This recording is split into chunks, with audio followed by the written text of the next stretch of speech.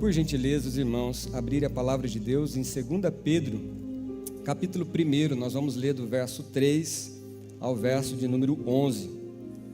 2 Pedro, segunda carta de Pedro, está lá no finalzinho. 2 Pedro, capítulo 1, do verso 3 ao verso 11. A versão que eu vou estar usando é a NVT, nova versão transformadora, e o tema da mensagem de hoje é correspondendo às promessas de Deus. Quem achou diz amém. Amém. Diz assim, 2 de Pedro, capítulo 1, versículo de número 3 em diante. Deus, com seu poder divino, nos concede tudo de que necessitamos para uma vida de devoção, pelo conhecimento completo daquele que nos chamou para si por meio da sua glória e excelência. E por causa da sua glória e excelência, Ele nos deu grandes e preciosas promessas. São elas que permitem a vocês participar da natureza divina e escapar da corrupção do mundo causada pelos desejos humanos. Diante de tudo isso, esforcem-se ao máximo para corresponder a essas promessas. Acrescentem à fé a excelência moral, a excelência moral o conhecimento, ao conhecimento o domínio próprio, ao domínio próprio a perseverança a devoção a Deus, a fraternidade e a fraternidade o amor. Quanto mais crescerem nessas coisas, mais produtivos e úteis serão no conhecimento completo do nosso Senhor Jesus Cristo. Mas aqueles que não se desenvolvem desse modo são praticamente cegos, vendo apenas o que está perto e se esquecem de que foram purificados de seus antigos pecados. Por isso, irmãos, trabalhem ainda mais arduamente para mostrar que, de fato, estão entre todos que foram chamados e escolhidos. Façam essas coisas e jamais tropeçarão. Assim, sua entrada no reino eterno de nosso Senhor e Salvador Jesus Cristo será acompanhada de grande honra. Amém? Até aqui. Deixa sua Bíblia aberta, vamos orar nesse momento, feche teus olhos. Querido Deus e Pai Todo-Poderoso, nós te agradecemos e te louvamos por esse dia especial, por essa oportunidade maravilhosa de estarmos como família reunidas na tua casa, celebrando, adorando o teu santo nome. Reconhecemos que não há outro Deus além de ti, somos gratos a ti e pedimos a Deus que o Senhor fale conosco, orienta-nos, guia-nos, que teu Espírito Santo ilumine o nosso entendimento para que possamos, ó Deus, crescer, para que possamos amadurecer, para que possamos ser mais parecidos com a imagem do teu Filho Jesus Cristo. Assim nós oramos com ações de graças, em nome de Jesus. Amém. Pode se assentar, por gentileza.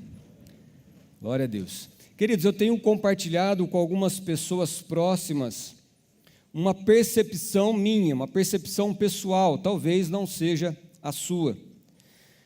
Mas quando nós olhamos um pouco para a história da igreja, nós vemos quando a igreja ela surge, a igreja primitiva, ela nasce ali em Atos 2, ela surge alicerçada em Cristo. Nós vemos uma igreja alinhada com a palavra de Deus, uma igreja que perseverava na doutrina dos apóstolos. E esta igreja, por estar firme nas promessas do Senhor, na palavra do Senhor, é uma igreja que ela vai enfrentar inúmeras perseguições, inúmeros mártires morrem ali por causa da palavra de Deus, por causa do evangelho sendo proclamado. Mas mesmo assim, mesmo diante de tantos desafios, nós vemos uma igreja que permanece fiel, uma igreja que permanece ali baseado nas Escrituras. Com o passar do tempo, com a conversão, suposta conversão de Constantino, imperador romano, as coisas mudam. A igreja deixa de ser perseguida. Agora a realeza, a alta corte, começa a frequentar os cultos, as celebrações cristãs. o cristianismo passa a ser oficializado como a religião de Roma. Prédios suntuosos são construídos. O que outrora corria um grande risco de morte ser cristão, agora ser cristão torna-se algo mais conveniente. E com isso, com esse tempo de paz e de prosperidade, em pouco tempo a igreja que estava baseada e firmada na palavra, ela começa a se afastar da palavra de Deus. A palavra de Deus deixa de ser autoridade dentro da igreja. E pela graça e misericórdia de Deus, Deus restaura a sua igreja novamente na Reforma Protestante, onde a autoridade máxima passa a ser as Sagradas Escrituras, e não mais aquilo que um homem falava, não mais aquilo que um grupo de homens falava, mas as Sagradas Escrituras. Hoje nós vemos, pelo menos na nossa realidade, o contexto da igreja brasileira, graças a Deus nós vemos uma expansão numérica enorme. Qualquer bairro que você for aqui no Brasil, acredito eu que tenha uma igreja, seja protestante ou católica, mas tem uma igreja cristã naquele bairro. O pastor William comentou na vigília que se você sintonizar, você colocar numa rádio e for procurar nos canais, facilmente você vai encontrar alguma rádio com alguma programação cristã. Se você entrar nas suas redes sociais, facilmente você vai receber uma mensagem, você vai ver alguém ministrando uma palavra de Deus, e glória a Deus por isso. Porém, na minha visão, a minha percepção, a igreja, infelizmente, ela também tem deixado a palavra de Deus. Infelizmente, a igreja atual, não genérica, não estou falando de uma denominação, mas infelizmente hoje a minha percepção é que a igreja, assim como foi na época de Constantino e adiante, a igreja novamente, infelizmente, tem se desviado e deixado a palavra e a autoridade da palavra de Deus. Eu creio que a responsabilidade de uma vida séria com Deus recai única e exclusivamente sobre cada um de nós. E nós vamos ver isso mais adiante. Porém, nós não podemos negar e deixar de avisar, de falar, de reconhecer que, infelizmente, nos dias atuais, há inúmeros falsos mestres, líderes religiosos, pessoas que estão à frente de igreja, que não temem a Deus, que não amam a Deus e que não proclamam a verdade. Tem coisas que nós olhamos na internet hoje que, como a gente diz, parece que até Deus duvida do que a gente vê. Quando a gente olha, por exemplo, muitos pastores, muitos líderes, eles tentam fazer com que o evangelho se torne cada vez mais atraente, com o intuito de encher mais igreja, com o intuito de ter mais seguidores, com o intuito, não sei, de obter mais lucro, mas eles acabam atribuindo ou redefinindo o que é uma vida cristã, acabam atribuindo um novo sentido para a vida cristã, para uma vida centrada com Cristo. Muitos pastores, eles tentam fazer dessa forma. Como que eu posso fazer para que o evangelho se torne mais atrativo? Quando Jesus, lá em João 6,35, ele vai dizer, eu sou o pão da vida. Eu vou pegar aqui um só para simbolizar. Mas Jesus, ele fala, eu sou o pão da vida. Aquele que vinha a mim, nunca mais terá fome. O sentido que Jesus, ele fala, que eu sou o pão da vida, é que é Ele quem nos sustenta. É que é nele que nós encontramos a satisfação plena na nossa vida espiritual. Mas alguns pregadores, com o intuito de fazer com que o evangelho se torne mais atrativo, alguns colocam um creme sobre esse pão, recheiam ele com Nutella, jogam alguns confetes e colocam algumas cerejinhas para que, ao olharem para aquilo, dê água na boca. Para alguns que não querem engordar, eles falam assim, olha, este pão da vida aqui, ele é low carb, é zero açúcar, você não engorda nada. Para outros, então, que querem ser mais maromba, ele fala, esse pão é feito de whey protein. Se você comer, você vai ganhar massa muscular. Em outras palavras, queridos, eles pintam Jesus, eles transformam Jesus para que fique mais atraente de uma maneira que te agrade mais a sua necessidade ou aquilo que você quer para a sua vida. Alguns podem falar assim, mas eles enfeitaram, eles falaram isso, mas não deixou de ser pão. Sim, verdade, continua sendo pão. Mas a finalidade desse pão mudou completamente. O que outrora era um pão para satisfazer espiritualmente essa nossa necessidade, hoje se tornou um pão para satisfazer a nossa carnalidade, o nosso egoísmo. É aquilo que eu quero, é aquilo que eu desejo na minha vida. Nós precisamos entender que Deus enviou o seu Filho Jesus Cristo para morrer na cruz em nosso lugar, para nos tirar do lamaçal do pecado.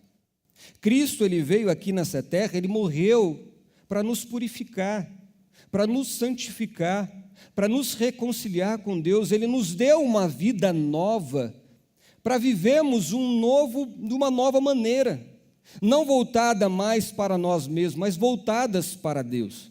Uma vida agora santa, uma vida que eu louvo e eu bendigo o nome do Senhor com o meu viver. Porém, muitos hoje, um evangelho diluído que nós encontramos hoje, mostra uma outra finalidade. Um evangelho que é pregado para a sua satisfação, para que os seus sonhos e a sua vontade seja feita aqui nessa terra. Mudou-se completamente a finalidade. Essa visão distorcida é fruto de falsos ensinamentos. O ato de enfeitarem o pão para atrair mais seguidores, para encher a igreja, para obter mais lucro, embora seja um problema atual, quando nós olhamos para as Escrituras, esse problema fora previsto e alertado pelos apóstolos há milênios de anos atrás. O apóstolo Pedro, ele alerta a igreja no capítulo 2, versículo 1, dizendo assim, contudo, assim como surgiram falsos profetas entre o povo de Israel, também surgirão falsos mestres entre vocês. Eles ensinarão astutamente heresias destrutivas e até negarão o mestre que os resgatou, trazendo sobre si mesmos destruição repentina. Não foi só Pedro que falou sobre isso. O apóstolo Paulo, quando ele escreve para o seu filho na fé, Timóteo, lá em 2 Timóteo, capítulo 4, verso 3 e verso 4, ele vai dizer o seguinte, pois virá o tempo em que as pessoas já não escutarão o ensino verdadeiro, seguirão os seus próprios desejos e buscarão, veja que o problema aqui já não é os falsos profetas. Paulo já está apontando para o que as pessoas agora querem.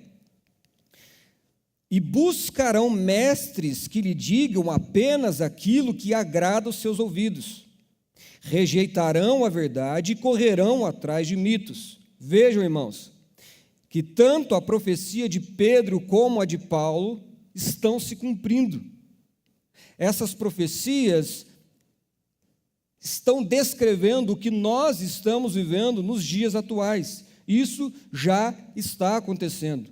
E qual é a nossa responsabilidade? Como nós devemos lidar com isso como cristãos? É nossa responsabilidade conhecer a verdade. Cabe a nós conhecermos este Deus da verdade. Cabe a mim e a você deixarmos de sermos crianças, crescermos e amadurecermos para termos o conhecimento, para distinguir o que é certo do que é errado. O que está em jogo aqui, meus irmãos, entenda, é a nossa salvação. É a vida eterna. E não só isso, porque Deus nos salvou não só para nós recebermos um bilhete para apresentarmos depois que nós morremos. É além disso. A salvação, ela tem a ver com o aqui e o agora. Quando Deus salva um de nós, Ele está nos chamando, Ele está concedendo a nós também, além desse privilégio, dessa honra, uma responsabilidade. Deus concede a mim e a você um propósito para vivermos e cumprirmos ainda nessa terra. Agora, entenda isso. Todos nós sabemos que na conversão ocorre um novo nascimento. Independente se uma pessoa, se você se converteu com 20, com 30, com 40, 50 anos, quando se converteu, houve ali um novo nascimento. Espiritualmente, é como se um bebê espiritual tivesse nascido ali em você. E ninguém quer ser bebê para a vida toda, amém? É por isso que Pedro ele vai falar no capítulo 2, verso 2, dizendo o seguinte: como bebês recém-nascidos, olha só, desejem intensamente o puro leite espiritual, para que, por meio dele, olha lá, cresçam, para que por meio desse leite espiritual cresçam e experimentem plenamente a salvação. Veja que a salvação não é só para o pós-morte, a salvação é para o aqui e o agora. Qual é o alvo que Pedro ele está falando aqui para nós? É o crescimento. Em outras palavras, Pedro está falando para nós buscarmos o amadurecimento, para que possamos chegar à completa medida, à estatura do varão perfeito, conforme Paulo falou em Efésios capítulo 4, versículo 13.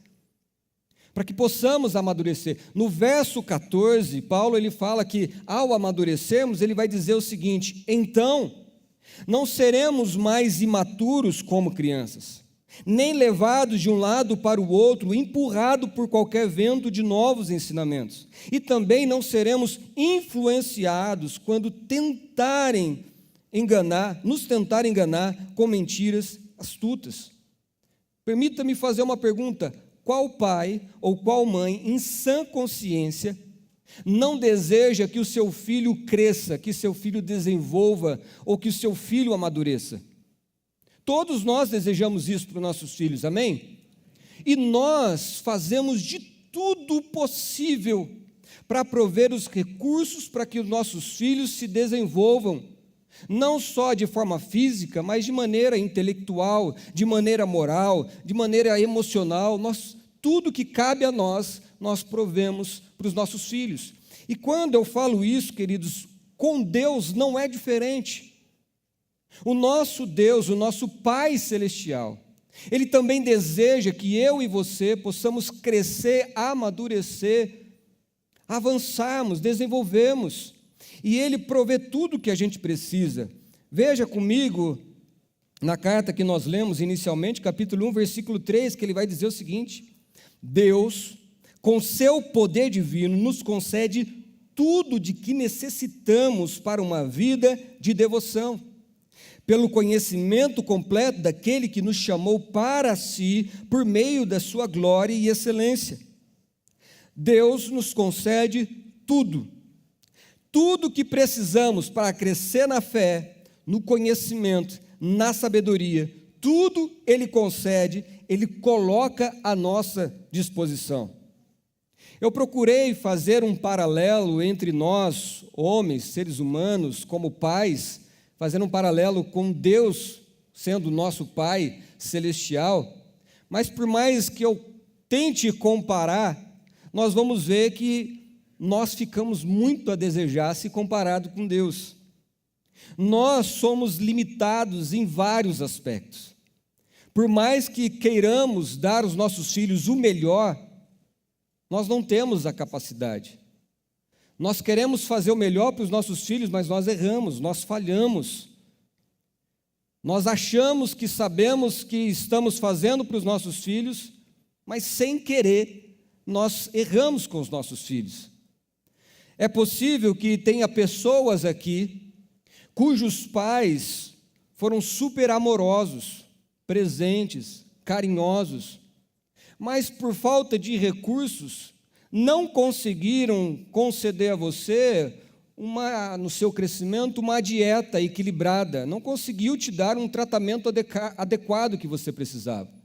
Por outro lado, pode ser que tenha pessoas aqui cujos pais, recursos não era o problema, mas em questão de tempo, de carinho, de amor, de afeto, ficaram em débito. Mas quando Pedro se refere a Deus, como diz nesse versículo, ele afirma que com o seu poder divino, Deus nos concede tudo o que nós precisamos para uma vida de devoção. Ao dizer com o seu poder divino, nós estamos falando aqui de um Deus que é onisciente, ou seja, Ele conhece tudo que se passa com você, tudo que você precisa. Nós estamos falando de um Deus que é onipresente, Ele está com você em todo e qualquer lugar. Nós estamos falando de um Deus que é onipotente, nele não há limites. Nele tem todo o poder, por isso que Ele pode todas as coisas. Nós falamos de um Deus que é o Criador, foi Ele quem nos criou, é Ele quem sabe do propósito pelo qual nos colocou aqui, e é Ele, como Criador, que sabe o que nós precisamos. Ele sabe exatamente do que precisamos e concede tudo aquilo que nós necessitamos para uma vida de devoção. E quando eu falo uma vida de devoção, eu estou falando de uma vida que agrada a Deus. Deus concede tudo a nós para que possamos ter uma vida sadia, e uma vida sadia é uma vida que cresce a cada dia no conhecimento e na graça do Senhor. É alguém que está uma vida santa diante de Deus. Deus propõe, Ele coloca isso à nossa disposição, para que possamos crescer e desenvolver e corresponder com tudo aquilo que o Senhor venha a exigir de nós. E entenda uma coisa: antes de Deus exigir algo de mim e de você, pode ter certeza que antes disso, Ele vai nos capacitar. Amém, queridos? Mais do que isso, além de Deus nos dar todo o suporte para crescermos e amadurecermos, Deus também nos dá maravilhosas promessas. Veja o verso 4, Pedro vai dizer o seguinte: e por causa da sua glória e excelência, Ele nos deu grandes e preciosas promessas. Como o pastor Giovanni falou aqui no momento da oração, nas Escrituras, nós encontramos mais de 8.000 promessas de Deus para o seu povo. Para que eu não seja exaustivo aqui nessa manhã, eu vou compartilhar pelo menos algumas promessas que Deus faz a mim e a você, para refrescar a nossa memória. O Senhor, Ele nos faz uma promessa de que a morte, para aquele que crê nele, não é o fim. Deus nos faz uma promessa de vida eterna, para que todo aquele que nele crê não pereça, mas tenha vida eterna. Em 1 João 2,25, ele vai dizer: esta é a promessa que Ele nos fez, a vida eterna. Além dessa promessa, o Senhor também nos promete compartilhar da sua própria natureza, que é o Espírito Santo. O Senhor Jesus Cristo, Ele prometeu que não nos deixariam órfãos, e que Ele enviaria um Consolador para habitar em nós, para guiar as nossas vidas e nos ensinar em tudo. Ali em João 14,16, Jesus diz: eu rogarei ao Pai, e Ele vos dará outro Consolador, para que fique convosco para sempre. Glória a Deus. Uma outra promessa que nós encontramos da parte de Deus é a paz que excede todo entendimento. Deus não está prometendo uma ausência de problemas, mas Deus está prometendo uma tranquilidade sobrenatural, mesmo nós estarmos enfrentando tempestades terríveis em nossas vidas. Filipenses 4,7 diz: e a paz de Deus, que excede todo entendimento, guardará a vossa mente e o vosso coração em Cristo Jesus. Uma outra promessa que Deus dá a cada um de nós é a promessa do recomeço total. É a promessa do perdão e da purificação dos nossos pecados. Queridos, ao confessarmos os nossos pecados, Deus garante que apaga todo o nosso passado. Independente do que você fez no passado, independente do que você cometeu, se você se arrepende, se você confessa, Deus apaga tudo aquilo e te dá a oportunidade de recomeçar tudo de novo. 1 João 1,9, se confessarmos os nossos pecados, Ele é fiel e justo para perdoar os nossos pecados e nos purificar de toda a nossa injustiça. Deus nos dá a promessa de suprir todas as nossas necessidades, a todos aqueles que buscam o reino de Deus em primeiro lugar. O Senhor, Ele promete ali em Filipenses 4,19, o meu Deus, segundo a sua riqueza, suprirá todas as vossas necessidades em glória por Cristo Jesus. Nós encontramos promessas de descanso para a vossa alma, resposta às nossas orações, força no momento da tentação, promessa de derramar sobre nós sabedoria, e a promessa mais maravilhosa, que no final Ele voltará para buscar a sua igreja.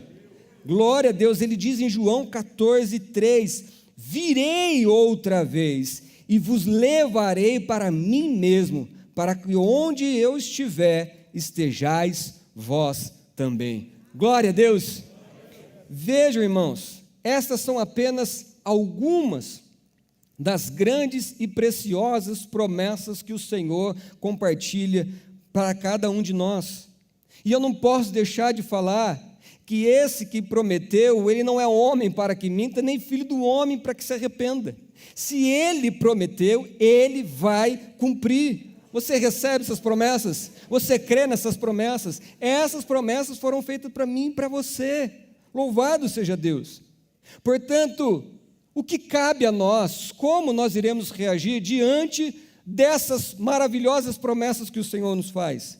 O que eu tenho que fazer diante disso? Pedro, ele diz no verso 5, diante de tudo isso, esforcem-se ao máximo para corresponder a essas promessas.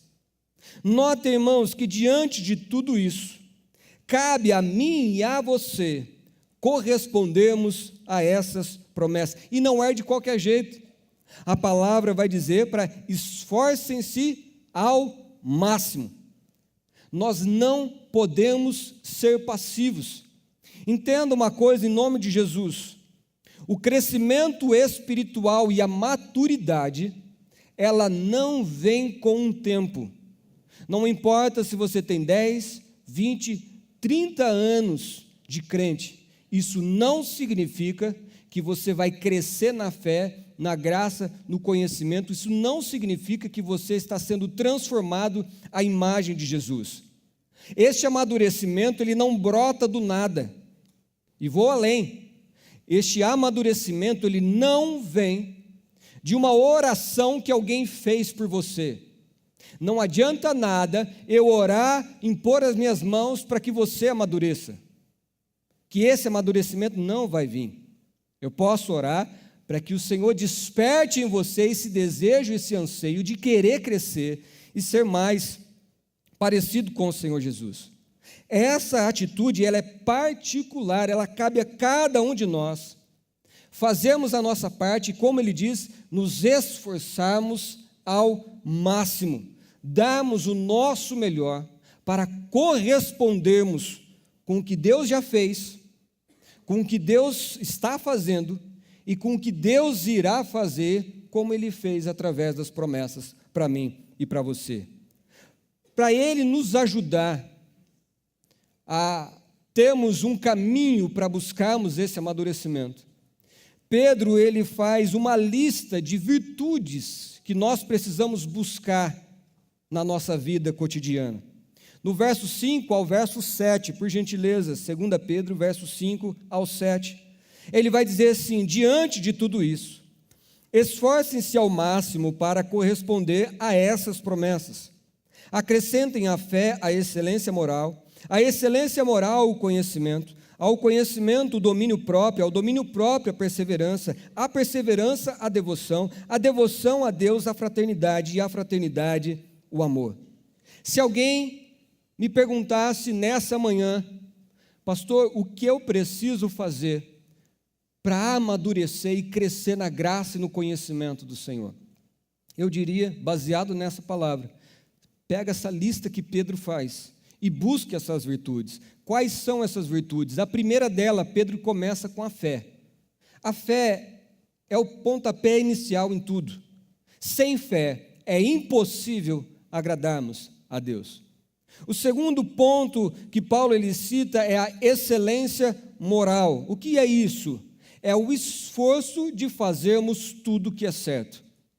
Tudo na sua vida cotidiana, seja no seu trabalho, seja no seu papel como pai, como mãe, como filho, seja na sociedade, independente aonde você esteja. Se você se depara com uma atitude, com um pensamento, uma fala sua que está errado, você precisa parar imediatamente. Buscar a excelência moral. O terceiro ponto que ele cita é o conhecimento. O conhecimento ele não vem também com o tempo, ele vem do estudo, da meditação, da busca por esse Deus, de conhecer a vontade desse Deus. O quarto ponto que ele cita é o domínio próprio. Tenha o controle sobre os seus impulsos e desejos. Domingo passado, o pastor Edson esteve aqui, que palavra maravilhosa, e ele compartilhou conosco: se há algo na sua vida que te domina, isso é pecado.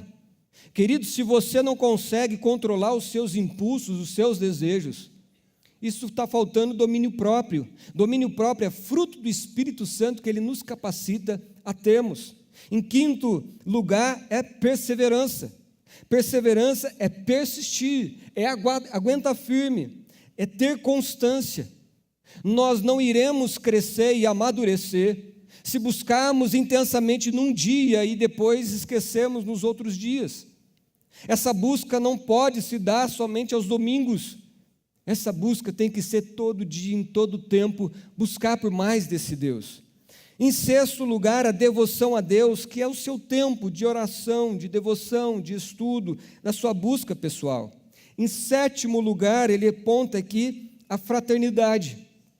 Fraternidade é como se fosse um amor maternal, é um bom relacionamento com os nossos irmãos na fé.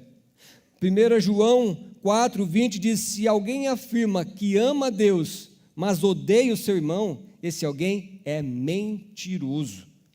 Em último lugar, Pedro ele cita o amor. Esse amor que ele cita não é um amor filéu, não é aquele amor amigo que nós temos um pelo outro, que é por causa de uma afinidade que eu tenho com o outro. Não é um amor eros, que é uma atração sexual que um cônjuge tem pelo outro. É um amor ágape. Tanto o amor filéu quanto o amor eros é um amor que eu recebo algo em troca. O amor ágape é totalmente diferente. Eu dou sem esperar algo em troca. O amor ágape é o amor que Deus teve e tem por nós. É um amor sacrificial e um amor incondicional. É o amor quando Deus prova o seu amor, enviando seu Filho para morrer na cruz, sendo nós ainda pecadores, ou seja, nós nunca fizemos algo para merecer o amor de Deus. Amém, queridos? E Deus espera que nós tenhamos esse amor, que não brota de mim, é um amor que vem de Deus, mas é um amor que eu tenho que ter pelo meu irmão, pelo meu próximo e a Deus. Amém, queridos? Agora veja, o versículo 8 ele vai dizer: quanto mais crescerem nessas coisas, mais produtivos e úteis serão no conhecimento completo do nosso Senhor Jesus Cristo. Lembrem que eu falei na introdução que a salvação não é apenas para a vida eterna, que Deus nos salvou não apenas para termos acesso ao céu quando morrermos, mas Deus nos salva porque Ele tem um propósito para cumprir em nossas vidas aqui nessa terra. Deus, Ele te chamou, Ele abriu os seus olhos espirituais com um propósito. Ele quer que você viva algo, que você faça algo, que você seja transformado aqui nessa terra. Pois bem, notem que quanto mais crescemos e amadurecemos, nós nos tornamos mais produtivos e úteis nas mãos do Senhor. Um pai não pode pedir a um filho para ele fazer tal coisa enquanto ele é criança, porque, como criança, ele não tem um conhecimento, não tem a habilidade, não tem a expertise para fazer tal coisa. Mas à medida que os nossos filhos eles vão crescendo, eles vão se tornando mais úteis e produtivos nas nossas vidas. Amém ou não? Paulo, ele diz a mesma coisa lá em 2 Timóteo, dizendo o seguinte, olha que interessante. Numa casa grande, alguns utensílios são de ouro e de prata, e outros são de madeira e de barro. Os utensílios de mais valor são reservados para ocasiões especiais, e os de menos valor para usos diários. Se você se mantiver puro, será um utensílio para fins honrosos. Sua vida será limpa, e você estará pronto para que o Senhor da casa o empregue para toda boa obra. Irmãos, pensam na honra, no privilégio, na graça de sermos úteis nas mãos do Senhor. Ao ponto de Deus olhar para você e falar assim, esse meu filho amado, ele é muito útil para a minha obra. E isso, queridos, não é específico para algumas pessoas, são para todos aqueles, porque o Senhor não faz distinção. Mas o que acontece com aqueles que não se esforçam para crescer e amadurecer? No verso 9 ele diz, mas aqueles que não se desenvolvem desse modo, olha só, são praticamente cegos, vendo apenas o que está perto e se esquece de que foram purificados dos seus antigos pecados. Notem que Pedro não está se referindo a um descrente. Pedro não está falando de uma pessoa mundana que não conheceu a Deus. Pedro está se referindo a um cristão estagnado, um cristão que não medita na palavra, um cristão que não tem tempo de oração, um cristão que não se envolve com a obra do Senhor, um cristão que não tem uma vida de santidade. Ele diz, mas aqueles que não se desenvolvem desse modo são praticamente cegos. Estão praticamente cegos para as coisas celestiais. Elas conseguem ver apenas as coisas terrenas, as coisas dessa terra. Uma pessoa que está praticamente cega, uma pessoa que ela já não vislumbra mais as coisas do céu. Ela já não almeja mais a salvação, receber dons espirituais, ser cheio do Espírito Santo. Pelo contrário, ela só consegue enxergar o que está perto, somente as coisas aqui dessa terra. A pessoa está sempre preocupada na próxima viagem que vai fazer, no próximo carro que irá trocar, na próxima promoção que ela vai receber do trabalho. Ela só consegue ter olhos para isso. Uma pessoa que não desenvolve na fé, ela já não anseia mais a volta de Cristo. Ela fala assim, espera um pouquinho, Senhor, porque eu tenho um monte de sonhos para realizar aqui nessa terra. Ela só vê o que está perto, ela perdeu a visão da eternidade. Ela só pensa, ela só olha no aqui e no agora. E ele diz aqui, e se esquecem de que foram purificados dos seus antigos pecados. Quem se esquece do que Deus fez no passado, perde a clareza de viver o presente e não consegue vislumbrar um futuro glorioso que Deus tem para nós. E quando eu digo essas coisas, irmãos, eu não digo para julgar nenhum de vocês, porque infelizmente eu falo disso por experiência própria. Houve um momento na minha juventude em que eu me esfriei da fé, a tal ponto que às vezes eu até ia para a igreja para aliviar minha consciência, mas eu já não almejava mais as coisas espirituais. Tudo que eu buscava, tudo que eu pensava, era algo voltado para o meu prazer, para o meu aqui e para o meu agora. Foi um dos piores momentos da minha vida e por isso eu não quero viver isso nunca mais. É por isso que eu busco fazer o que Pedro diz a seguir no verso 10. Ele diz: por isso, irmãos, trabalhem ainda mais arduamente para mostrar que de fato estão entre os que foram chamados e escolhidos. Façam essas coisas e jamais tropeçarão. Queridos, Deus fez a sua parte, nos amando, tendo misericórdia de nós, enviando o seu Filho para morrer na cruz no meu e no seu lugar. Deus continua fazendo a sua parte, concedendo-nos tudo para que possamos crescer e amadurecer na fé. Deus continuará fazendo a sua parte, porque Ele fez promessas para mim e para você, e aquele que prometeu, Ele é fiel para cumprir. Portanto, irmãos, a nossa parte é correspondermos com o que Deus já fez por nós, trabalhando arduamente, é nos esforçando, é nós nos dedicando a cada dia, ansiando por mais de Deus em nossa vida.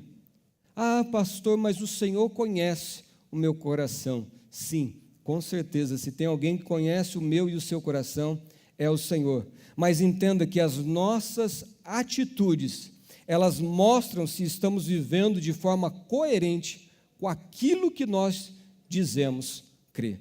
Amém? Por isso, Pedro ele finaliza dizendo que aqueles que assim o fizerem, aqueles que buscarem, desenvolverem e crescerem, ele diz no verso 11, assim sua entrada no reino eterno de nosso Senhor e Salvador Jesus Cristo será acompanhada de grande honra. Quando eu li isso, eu lembrei do pastor Edson, que ele falou que quando os crentes forem para a glória, quando entrarem nos portões celestiais, serão recebidos com uma salva de palmas e com grande honra. Amém, queridos?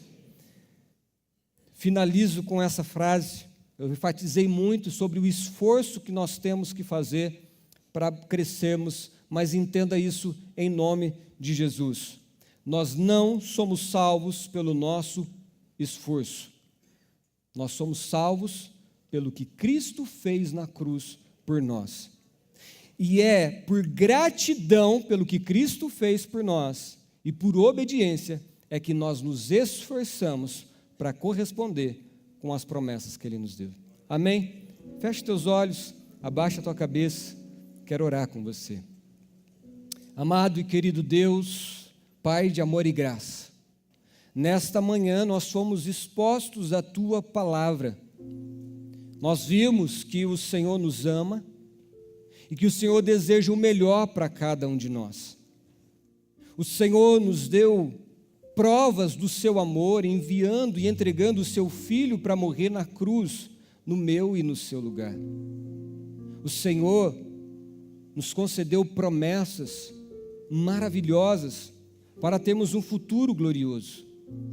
O Senhor concede tudo o que precisamos para crescermos na graça, no conhecimento, para que possamos, ó Deus, amadurecermos na fé e sermos transformados à imagem do Teu Filho, Jesus Cristo. O nosso desejo nessa manhã é nos esforçarmos, é de trabalharmos arduamente, é de Te conhecermos como nunca conhecemos antes. Reconhecemos, ó Deus, que na nossa limitação nós precisamos do Teu Espírito Santo, agindo em nós, capacitando-nos, ó Deus, e nos dando sabedoria, graça e entendimento, para que consigamos avançar, para que possamos, ó Deus, amadurecer, que não sejamos como crianças levados de um lado para o outro, sendo enganados por vários ventos de doutrinas. Não, Senhor. Nosso desejo é sermos úteis e produtivos na Tua obra. Queremos que o Senhor cumpra a Tua vontade em nossas vidas, que possamos, ó Deus, darmos fruto para a glória do Teu santo nome. Assim nos colocamos à Tua disposição, com ações de graças, em nome de Jesus. Amém, amém e amém. Glória a Deus. Louvado seja o Senhor.